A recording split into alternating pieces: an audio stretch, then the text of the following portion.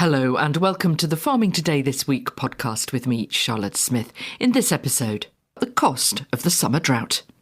Farmers are just finding it increasingly difficult to adapt and manage those impacts on their businesses, and it's really starting, I think, to take a toll. Hear from the adjudicator trying to make supply chains fairer.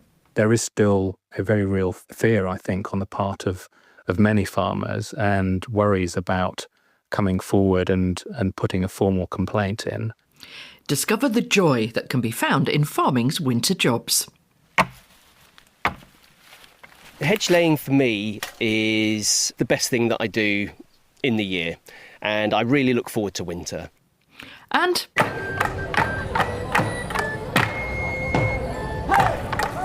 how you can protect rural traditions.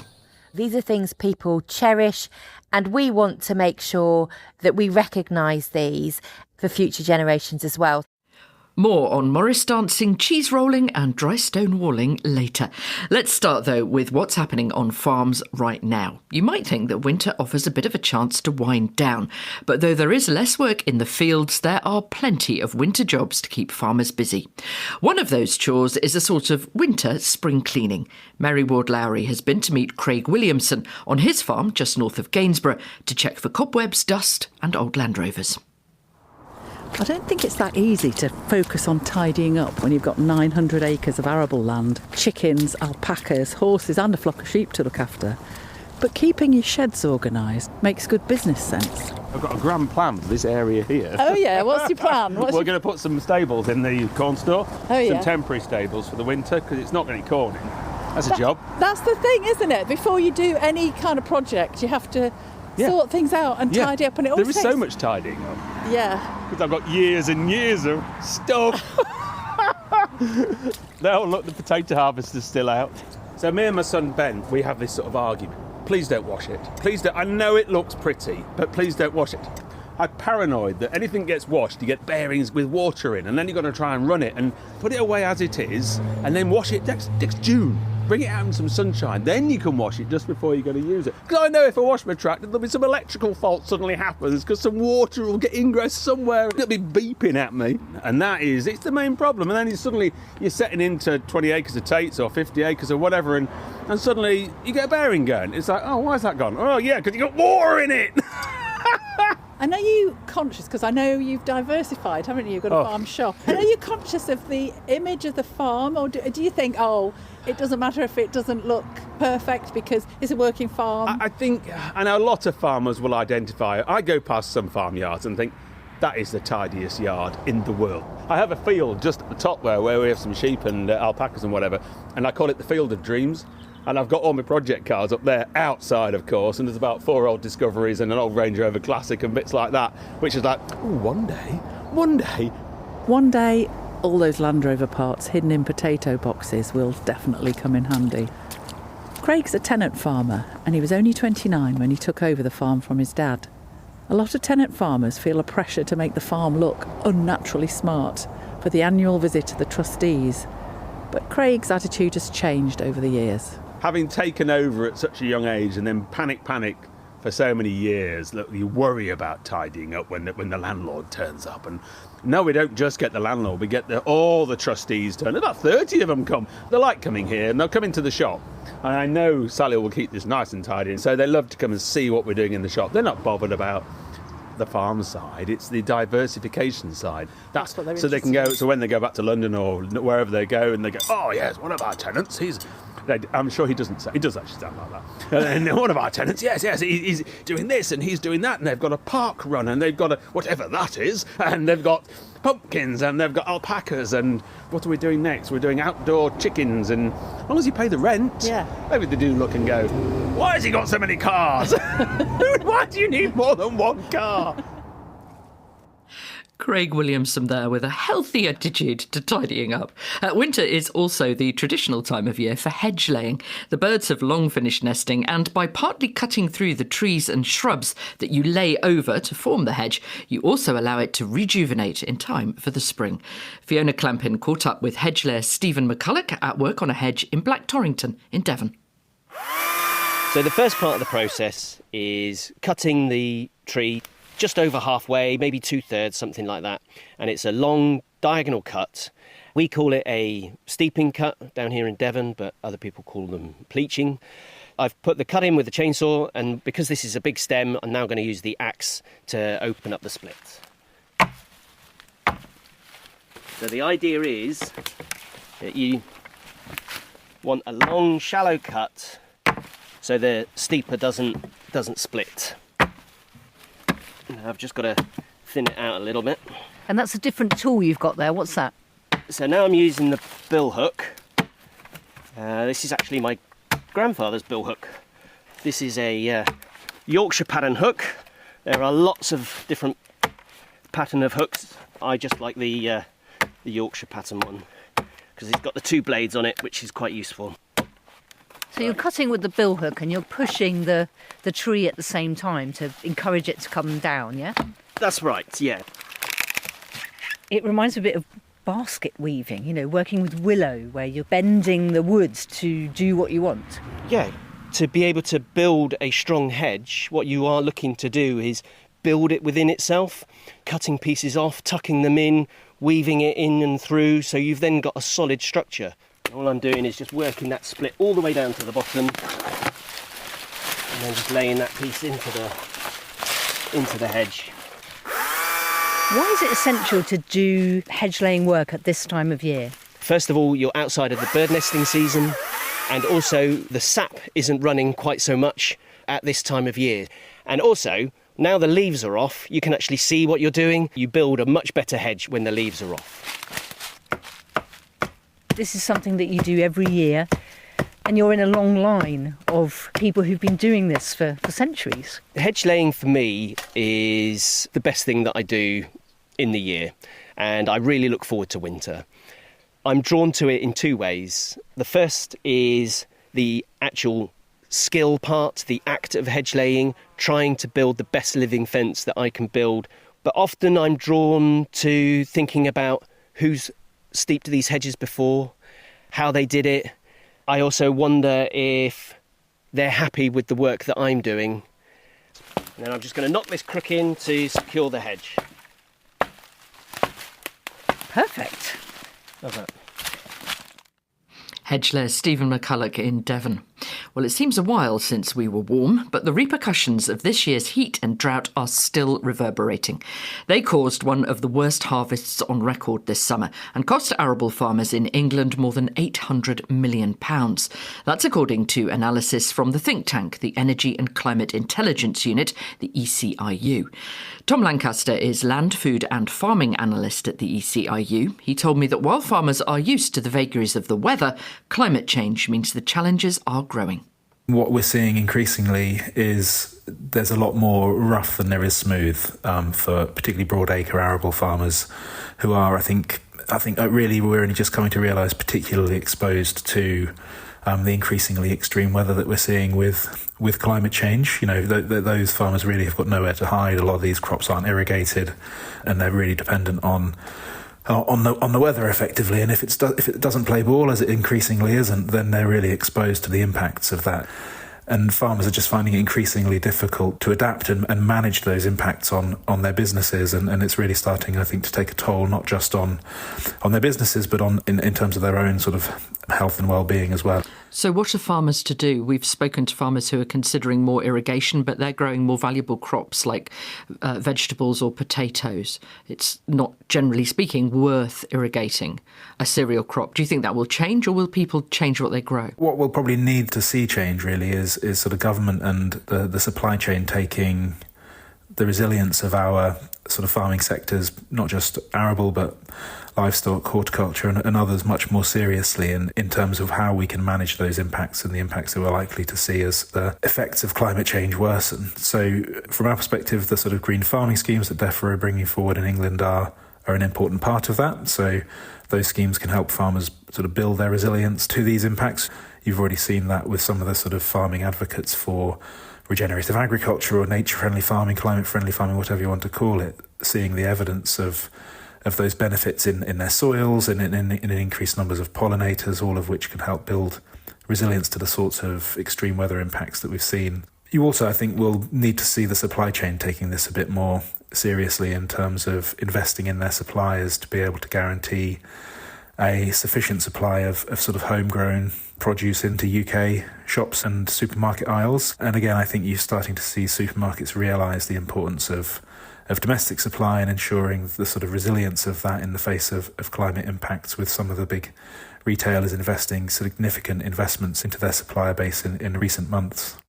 Tom Lancaster from the Energy and Climate Intelligence Unit. This week, the first cases of blue tongue disease in Northern Ireland were confirmed. Tests found that 2 cows on a farm in County Down have the disease, with a further 44 in the same herd suspected of having it. Blue tongue is spread by midges and affects sheep, cattle and other ruminants, but not humans. It's been prevalent in Europe, and as we've reported, there have so far been more than 200 cases in England and Wales since July this year, though none in Scotland. A 20-kilometre control zone has been implemented around Bangor in County Down, and the livestock market has been temporarily closed. BBC Northern Ireland's environment correspondent Louise Cullen reports. John Martin's 180-acre farm sits on the shores of Strangford Lough and squarely in the blue tongue virus 20-kilometre control zone. So we're predominantly sheep, due to lamb, but nearly 700 sheep this year, split between January and March, and we also have some cattle. We still have about 150 sheep due to sell over the next month or so in this marketing year. So we now have some additional licensing that's required because we're in the control zone, but we can move direct to the factory for processing. People who are selling through the live market, it's more of a restriction because there are no live markets happening within the zone currently, and they have to find another route to sell their stock. You've been feeling the effects of blue tongue, though. Tell me about that. So we're a closed flock, so we breed all our own female replacements, but we do rely on purchasing superior genetics on the ram side. Because of the movement restrictions, moving from GB as a restricted blue tongue area, we haven't been able to access maybe the genetics that we wanted, particularly on the maternal side, to breed our own female replacements. So we've had to source rams locally here in Northern Ireland for the last couple of years, but it does put a bit of a limitation on the genetic improvement that we're trying to bring into the flock. How to protect those flocks and herds is now on everyone's minds. There's been a mixed view within the veterinary profession, and farmers rely on their vets to provide advice. Some vets were suggesting that all stock should be vaccinated, some were suggesting that the climate here wasn't sufficiently warm for a long enough period of time for the particular breeds to become a problem. So there's a range of views, but I think going forward now that we've had an outbreak, that's something that lots of people, myself included, will be actively considering. With the disease present in Northern Ireland, moving live, susceptible animals across the border into the Republic of Ireland will only be permitted where they can meet standardised animal health certification requirements. Moves direct for slaughter will continue to be permitted. The hope is colder weather could prove the best weapon. Obviously at the moment, as I said, is the low point in midge activity. But the concern would be if it is confirmed and identified that blue tongue is active and potentially circulating, that once midges become active again through the spring and into the summer, then it becomes much more of an issue. And I think that's when people will make a serious judgment about using the vaccine to try and protect their stock. That report from Louise Cullen. There's also been concerning news this week from Spain, where 2 wild boar were found to have died from African swine fever, ASF. These are the first cases there since 1994. 13 other countries in the EU have had cases of ASF, leading to the loss of more than 2 million commercial pigs. Well, now the UK has temporarily banned the import of all pig products from Spain, while the government there tries to contain the disease. African swine fever is a virus spread by ticks, but it can also infect pigs if they eat infected meat. It's usually fatal for animals, and there's no effective vaccine. ASF doesn't affect people. For Spain, though, the presence of the disease will have a huge impact, as it is the EU's biggest pork producer and exporter. Lizzie Wilson, Chief Executive of the National Pig Association here in the UK, spoke to Anna Hill. African swine fever in Spain means that it has crept even closer to the UK. Also, it is a huge geographical leap, so that the closest other ASF outbreak is Italy, a very significant distance. And generally, when it's such a huge leap, it's human mediated. So there's some sort of human transition element been at play there. Spain is also the EU's biggest pork producer and exporter. And therefore, because it will have temporarily lost its entire export market, there is going to be a lot of cheaper Spanish pig meat on the market looking for another home. And that will have serious consequences for our domestic pig price and our market as well. These cases are in wild boar. Does that make it less of a worry? No, it's more of a worry, to be honest, because Spain has quite a large wild boar population, which means we've no idea how far it's spread. It will be far more difficult to control and eradicate, and proving that freedom from disease is going to be extremely challenging. We have heard there is anecdotal evidence that wild boar numbers specifically within that Catalonia area are quite out of control. There's lots of them located around towns and kind of around domestic bins. So again, really high risk, to be honest, with regards to spreading that notifiable disease. When you say around public bins, are you suspecting that these animals might have eaten some food which had been thrown away and contracted it like that? Potentially, and it would definitely explain the huge geographical leap from the last known ASF case, which was Italy. But that means, doesn't it, that there are pork products which are being eaten which might have the virus in them? Potentially, and that's exactly why we've been lobbying so hard for so long now with regards to our own national border control and biosecurity. Because that's the risk, is contaminated, illegally imported pig meat finding its way into our pig population in the UK. Just to point out, this disease does not affect humans, does it? No, not at all. No, pigs only. The UK imports around 37,000 tonnes a year of pork and pig products from Spain.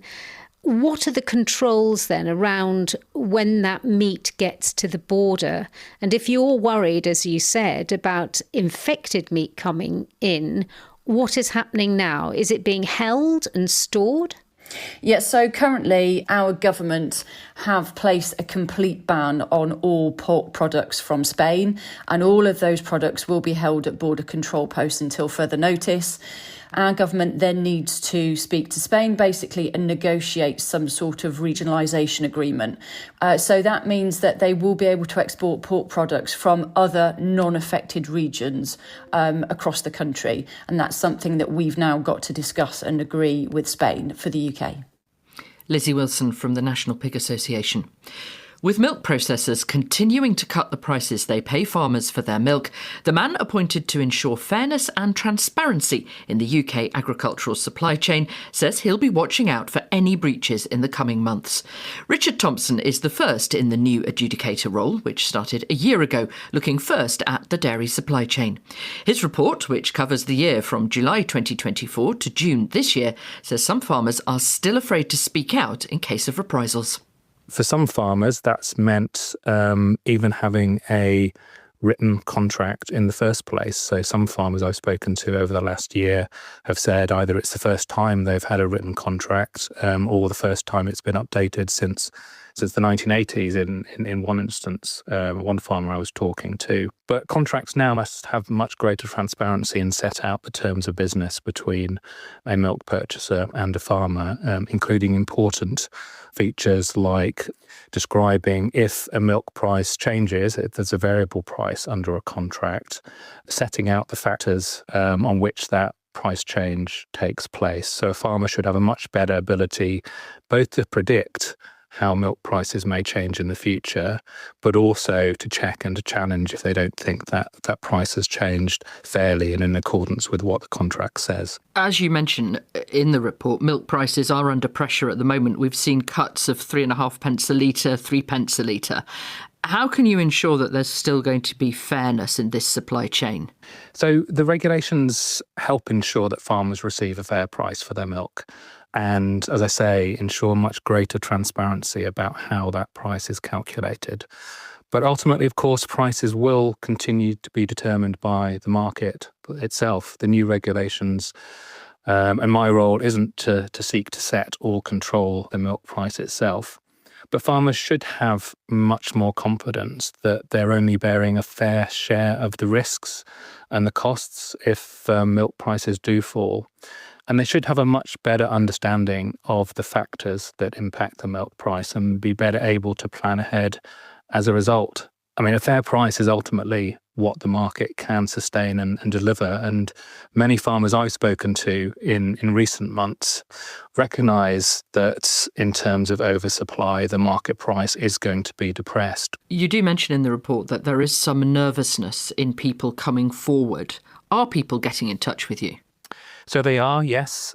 During the first year of operation, we didn't receive any formal complaints, but we've had 15 farmers come forward with particular issues they wanted to talk to us about in confidence. And in most of those cases, we've been able to use that information to speak to either individual processors or their represented bodies to seek to influence and to change things for the better. But as our reports establish, there is still a very real fear, I think, on the part of many farmers and worries about coming forward and putting a formal complaint in. And that's why we introduced our new In Confidence channel earlier this year, so that farmers could come and talk to us completely in confidence. Richard Thompson. Now, could there be a more traditional sound?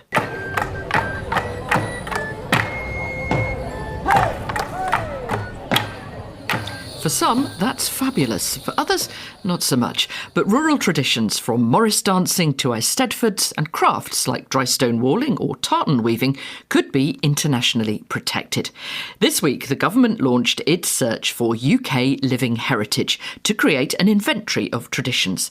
It's the first time the UK has taken part in this. UNESCO began an international list in 2008, which includes Iranian carpet weaving, baguette making in France, and a coaxing tradition for camels from Mongolia. Baroness Fiona Twycross, Heritage Minister in the Department for Culture, Media and Sport, wants your nominations. We're really keen for people to be part of a national conversation about the crafts, customs and celebrations that are valued by communities up and down the country in order to help us safeguard them for future generations. So how does this work then with getting them onto this UNESCO list? Do you choose? Do we choose? So I think it would be definitely not up for me to choose. So this is about what communities themselves value and want to shout about and want to have recognition. So the inventories are going to be shaped by communities around the country, with living heritage traditions being submitted on behalf of the people who practice them themselves. So submissions are open for the next 4 months, with the hope that we can draw up our first UK inventory later next year. So we're really keen for everyone who practices a heritage tradition to work with their community and submit their practice to our living heritage inventory. So you have to be doing it rather than just watching it. You have to be a Morris dancer or a cheese roller or a teller of Scottish folk stories. Yes, absolutely. And I think there's so many different groups, and I think you've given some really good examples of the type of traditions we've got. It's an enormous stock-taking exercise, in effect, to try and identify all the living heritage traditions across the country. And do they all then make it onto a UNESCO list, or do you have to winnow them down a bit? Well, there's an independent review panel that will check whether each submission meets the criteria for joining the inventory, but they're not going to be making a value judgment or limiting the numbers of things that can go on, or making an assessment of the significance or importance of the submissions. So this is very much a community-based bottom-up approach to heritage, which will create the inventory. There isn't a limit on how many submissions can be made. In the nicest way, what's the point?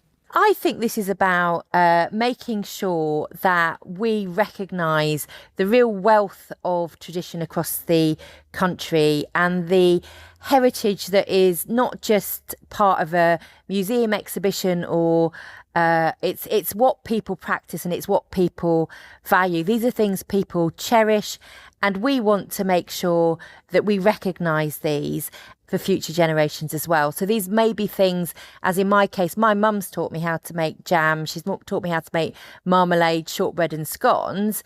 I want future generations to get insight into that kind of culinary practice, but also the craft, social practices and performing arts that make us the country that we are. Heritage Minister Baroness Twycross. And that's it from us. I'm Charlotte Smith. The producer is Rebecca Rooney, and Farming Today this week is a BBC Audio Bristol production.